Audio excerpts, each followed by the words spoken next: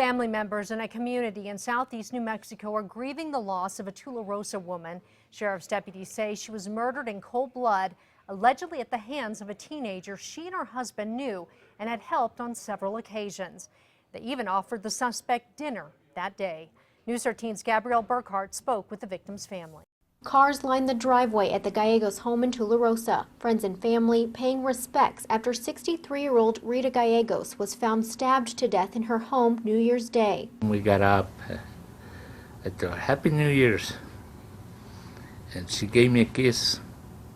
Happy New Year, vieja.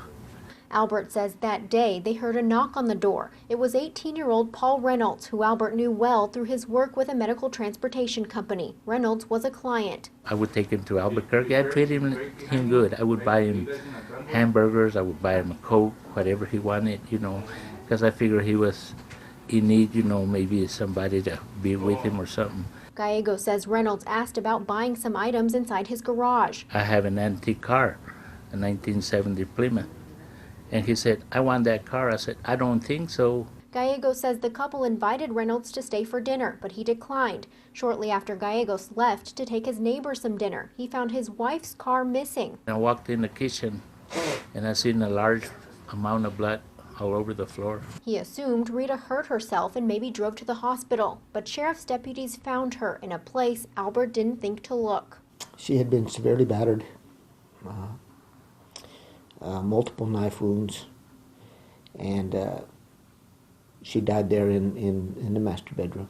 It didn't take long before her car was found. Investigators say the suspect made it roughly 14 miles from the Tularosa home before crashing the stolen vehicle. When law enforcement responded to that crash, they quickly discovered it was the same vehicle taken from the Gallegos home earlier. Two females, 18-year-old Elena Priego and 23-year-old Lee Valencia, were running from the crash and taken into custody. Deputies learned Reynolds had been driving and arrested him the next day for killing Rita Gallegos. He told investigators he wanted the car to settle a $30,000 debt, but that explanation doesn't make any sense to Gallegos. My wife,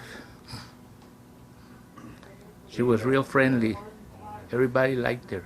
Why they did it to her, the Lord just is the only one that knows. In Tularosa, Gabrielle Burkhart, KRQE News 13. Reynolds is being held in the Otero County Detention Center on a $1 million cash-only bond. Investigators say more charges are possible.